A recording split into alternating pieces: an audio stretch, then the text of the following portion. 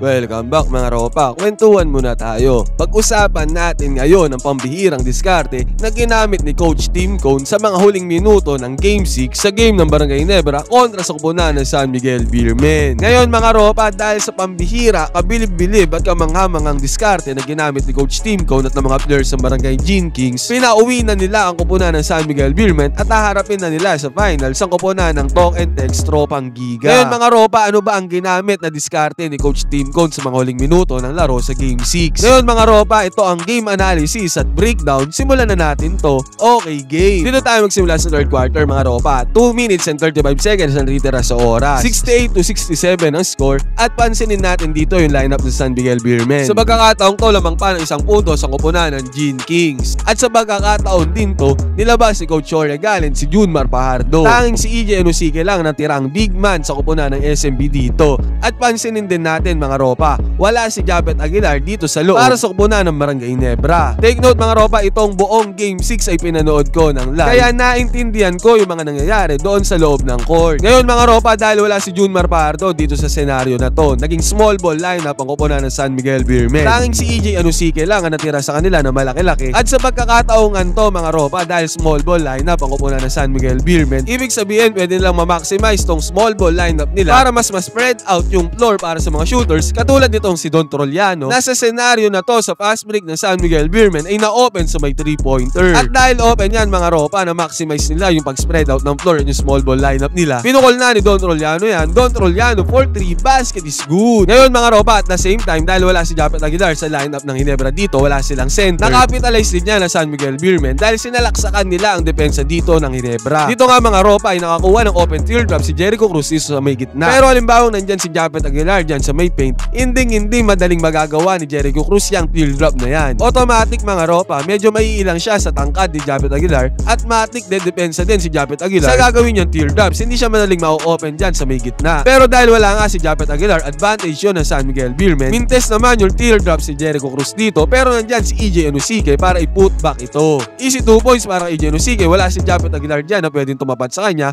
Basket is good. Ngayon mga ropa, bakit ko ba sinasabi to? Dahil yung mga susunod na play na gagawin ni Coach Tim Cone ang isa sa tingin ko na major na nagpapanalo sa kupunan ng Barangay Gene Kings. Take note mga ropa, nilabas si Coach Choria Galen si Junmar Pajardo. Natural mga ropa, pagpapahingayin ni Coach Choria Galen si Junmar Pajardo, papasok na yung 4th quarter eh. Mahirap naman diba kung walang pahinga si Junmar Pajardo, JMF na best player nila. Napakaganda lang ng timing na ginawa ni Coach Tim Cone dito dahil ibinalik niya si Japet Aguilar sa game. Ngayon mga ropa, wala si Junmar Pajardo dun sa may loob ng court. Binalik ni Coach Tim Cone si Japet Aguilar, sinab-in niya doon sa may laro. Ngayon, tignan natin ang mangyayari na nandoon si Japet Aguilar sa loob at wala si Junmar Pajardo doon sa court. Binalik si Japet Aguilar mga ropa, may 1 minuto mahigit pa natitira sa 3rd quarter. Para sa akin, mahabang-abang oras pa to at may mga crucial plays pa na pwedeng gawin ng Ginebra dito. At dahil nga wala si Junmar Pajardo doon sa may kabilang court, ibig sabihin nito walang malaking dedepensa sa may ilalim para sa kupunan ng San Miguel Beermen. Ang ginawang play agad dito ni Coach Tim Cone mga ropa, pansinin natin, lahat ng players ng kupunan ng Barangay Gene Kings ay nandun sa may ibabaw. Pinapwesto agad nila si Japet Aguilar doon sa may ilalim dahil alam nilang kahit sino bumantay dito ay mismatch dahil small ball lineup na ang ginagamit dito ng San Miguel Beermen. At ngayon mga ropa, kung tatanungin nyo bakit lahat ng players ng Barangay Nebra ay nasa ibabaw, ay dahil yan para maklear ang way kay Japet Aguilar at walang anumang help defense ang mangyari sa kupunan ng San Miguel Beermen dito sa kanya. Masolo niya dito yung ilalim ng 1-on-1 lang against kay Don Troliano na clearly mismatch yan para sa kanya. Take note mga ropa, ang crucial talaga ng pagpasok ni Coach Tim Cone dito kay Japet Aguilar sa huling minuto ng 3rd quarter na wala si Junmar Pajardo. Napaka-commendable, kamanghamanga at nakakabilib talaga ang utak ni Coach Tim Cone. At sa senaryo nga na to mga ropa, binakbak lang ni Japet Aguilar ang depensa dito ni Don Troliano.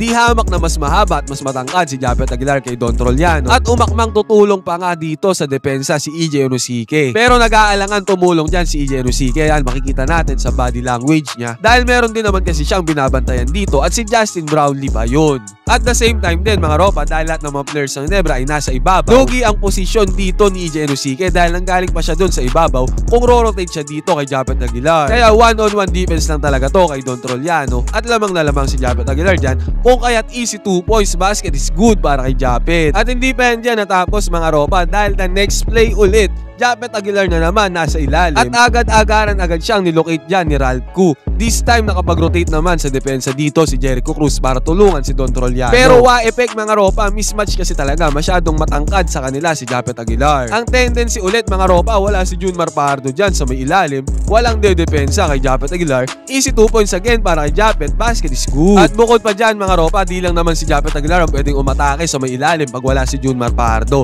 Actually, go signal yan para sa lahat ng players ng Barangay Ginebra na umatake doon sa may loob o sumalaksak doon sa may loob pagka nakita nilang nilaba si Junmar Fajardo sa may court. At ganoon nga ang ginawa ng mga players ng Barangay Ginebra, kinapitalize nila yan. Nag-screen si JB32 dito para kay RJ Abarrientos, kuha ni JB32 dito ang depensa ni Chris Ross at ni EJ Enosike. Kaya open lane kay RJ Abarrientos, walang babantay sa kanya dyan, wala si Junmar Fajardo. Ang sarap ng buhay para sa kanila pag wala si Junmar sa court. Ang tendency, easing layup lamang para kay RJ Abarrientos, basket is good. Diba sabi ko mga ropa, bukod kay Japet Aguilar na kuminang ang mata nung lumabas si Junmar Fajardo sa may court. At the same time mga ropa, lahat nga ng players ng Barangay Ginebra dyan ay nagkinangan ng mata at nagkaroon talaga ng go signal para atakin sa depensa ang koponan ng San Miguel Beermen. Para bang ganito yan, nung nakita nilang lumabas si Junmar Fajardo sa court, para ba silang dagang nawalan ng pusang nagbabantay sa kanila. Kaya ang tendency, kumain na sila ng kumain doon sa may kusina. At ganun nga ang nangyari dito. Kahit si Justin Brownlee mga ropa, alam na alam niya yan. Kaya ang ginawa niya dito, agaran niya rin penetrate ang depensa ng koponan ng SMB para sumalaksak dito. At dahil nga wala si Junmar Fajardo dito sa may ilalim ng ring para sa koponan ng SMB, easy 2 points para kay Justin Brownlee, basket is good. Pero isipin natin mga ropa kung nandyan si Junmar Fajardo, ang tendency nun, medyo magkakaroon ng resistance si JB32 sa pagsalaksak ng bola. Pero dahil wala mga ropa, syempre hayahayang buhay, basket is good para kay JB32. Ngayon mga ropa, sa pagkakataong to, hindi na matiis ni Coach Jorge Gallant ang nangyayari sa loob ng court. Sa pagkakataon kasi na pinahinga niya si Junmar Fajardo, ito na agad ang nangyari at naging resulta. Take note mga ropa, ilang minuto lang yun sa pagtatapos ng third quarter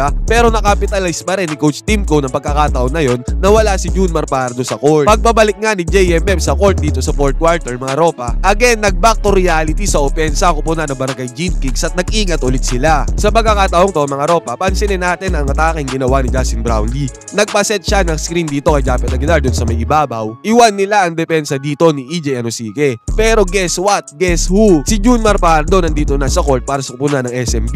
At ang ganda ng pwesto ni Junmar Fajardo dito sa may gitna. Pinanggigitnaan nila ni Justin Brownlee at Japet Aguilar dito si Junmar Fajardo dun sa may roll. Ang tendency, dalawa sila nakuha ni Junmar Fajardo dyan sa may pick and roll. Kahit naiwan dyan si EJ Enosike dun sa may 3-pointer sa depensa, still yung presence si Junmar Fajardo dito sa may court na kung saan nandito siya sa gitna ng dalawang players ay talagang crucial para sa depensa na kumuna ng SMB. Ang tendency dyan mga ropa, hindi na maipipilit ni Justin Brownlee at Japet Aguilar yung issue dyan. Kasi nga ang laking harang ni Junmar Fajardo dyan sa may ilalim. Option 1 sana ni Justin Brownlee, isalaksak niya yung bola pero nandyan nga si Junmar Fajardo kaya hindi niya na-finors yung issue.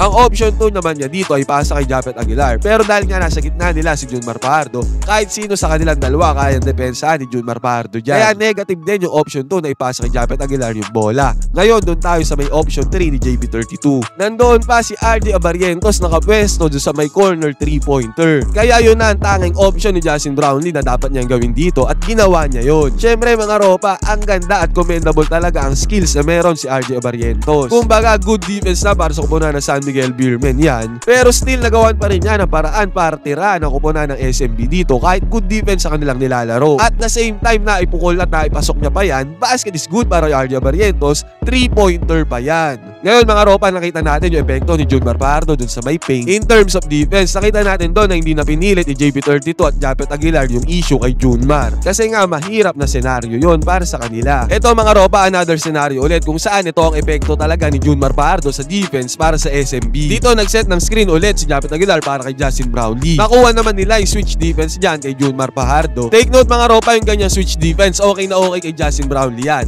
Kahit ng mga past games nila talagang inaatake niya sa depensa Ginebra sa switch si Junmar Fajardo. Pero sa pagkakataon kasi na to, nakadepende yung posisyon ni Junmar Fajardo dun sa may switch. Sa senaryo na to, maganda yung pagkakapwesto ni Junmar Fajardo dun sa may switch defense. Kaya kahit gustuin man ni Justin Brownlee yung switch na yan kay Junmar Fajardo sa depensa, dahil sa posisyon na yan, nagkaroon ng magandang pagkakataon si Junmar Fajardo na maayos na harangan si Justin Brownlee papunta sa may ring. Dito makikita natin na inatake ni Justin Brownlee si JMF dyan. Dahil yan naman talaga yung purpose ng screen ni Japet Aguilar dun sa may ibabaw, ang magkaroon ng switch kay Junmar Fajardo. Pero dahil maganda nga ang posisyon ni JMF dito, ang nangyari, nagkaroon ng resistance dyan si Justin Brownlee, kaya nagbinte sa kanyang tira. Ngayon mga ropa, yung sinasabi kong magandang posisyon ni Junmar Fajardo dito sa may switch, maiintindihan nyo sa next play na ipapakita ko sa inyo. Eto dito mga ropa, pansinin natin na si Justin Brownlee ulit ang nagmamando sa ibabaw para sa upunan ng Barangay Gin Kings. And then pansinin din natin dito yung posisyon ni Junmar Fajardo. Nandun siya sa may medyo ibabaw kung saan binabantayan niya si Japet Aguilar. Ngayon mga ropa, ang gusto kasi ni Justin Brownlee na switch dito, napapabor talaga sa kanya na magiging easy ang trabaho para sa kanya, yung switch kung saan si Junmar Fajardo ay nasa may weak side. Hindi sa position na kung saan maganda ang pwesto niya para makadepensa pa rin kay Justin Brownlee. Ngayon mga ropa, yung weak side na sinasabi ko, imagine niyo si CJ Perez, si Junmar Fajardo yung nakapwesto dyan. Ibig sabihin, open na open yung lane dito kay Justin Brownlee para umatake. Kahit na may switch yung depensa dito kay Junmar Fajardo o kay CJ Perez, gantong mismatch yung hinahanap ng koponan ng Barangay Ginebra kung saan nasa weak side si Junmar Fajardo. Pero dito nga mga ropa, still a good play pa rin para sa koponan ng Barangay Ginebra. Dahil si Junmar Fajardo nandun sa may gitna, binabantayan si Japet Aguilar. Ang tendency tuloy mga ropa, kahit hindi si Junmar Fajardo ang bantay niya, natatakihin nila sa depensa, nawala naman ang harang sa may ilalim dahil nasa may gitna si Junmar Fajardo, nakabantay kay Japet Aguilar.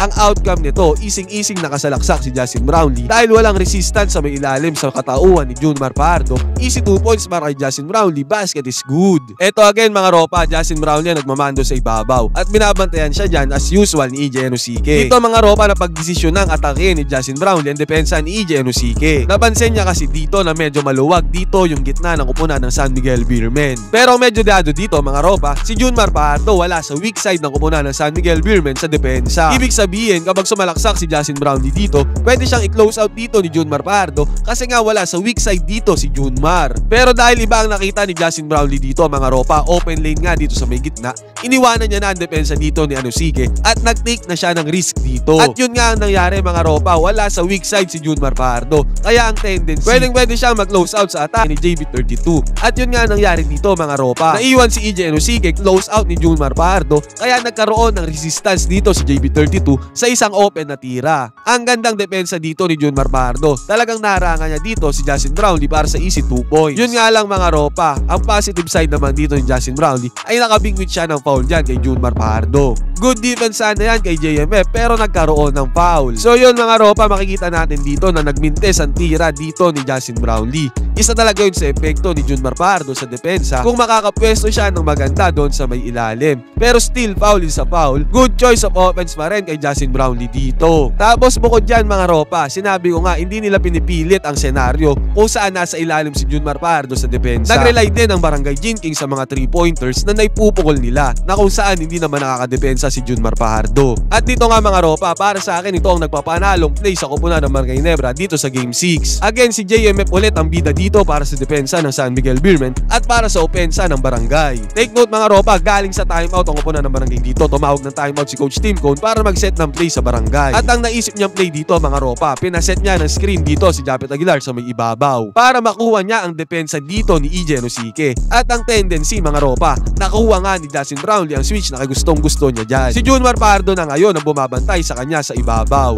At take note mga ropa, ang bilis lang ginawa ng Barangay Ginebra ang play na to. Parang 4 seconds lang yata, naipukol na ni Justin Brownlee ang tira dito. Galing yan sa timeout mga ropa ha. Galing yan sa timeout at sure ball si Coach Tim Cone ang nag-draw ng play na yan para kay Justin Brownlee. Screen ni Japet Aguilar dito, nakuha ang depensa ni EJ Enosike, switch sa depensa ni Junmar Fajardo. Gustong gusto nga ni Justin Brownlee yan. Pero sa pagkakataon to mga ropa, walang intensyon na sumalaksak o drive si Justin Brownlee. Ibig sabihin mismatch na mismatch si Junmar Fajardo dito kay Justin Brownlee sa may labas. At simple lang mga ropa, alam ni Justin Brownlee at ni Coach Tim Cone na pag nag-switch sa depensa si Junmar Fajardo at EJ Enosike, naka-drop defense lagi si Junmar Fajardo sa may ibabaw. At yun nga nangyari mga ropa, nakadrop defense si Junmar Fajardo. Hindi nagkamali si Coach Tim Cone. Kayang-kayang tiraan ni Justin Brownlee yan sa may 3-pointer. At walang kabog-abog mga ropa, nakuha nila ang gusto mangyari. Pinukol na ni Justin Brownlee may 3-pointer dito. Long bomb para kay JB32, basket is good. Ang nangyari, 102-98 ang score. Naging 4 ang kalamangan ng Barangay dyan. Wala nang 2 minuto ang natitira sa game. At ang naging ending na score dyan, 102-99. Ibig sabihin, crucial at yun talaga ang nagpapanalo na tira dito para sa komunal ng Barangay,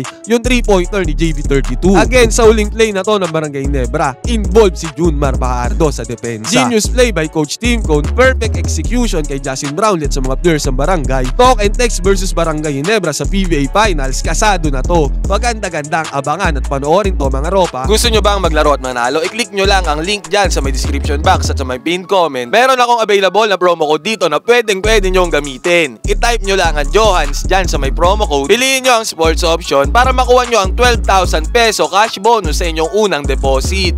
Pwede kayo mag-comment dyan sa baba ng inyong opinion sa ginawa ni Coach Tim Cone at sa mga players ng Ginebra dito. At sino sa tingin nyo magja-champion ngayong conference? Talk and text ba o Team Barangay Ginebra ka? Pwede kayo mag-comment dyan sa baba. Magkwentuhan tayo.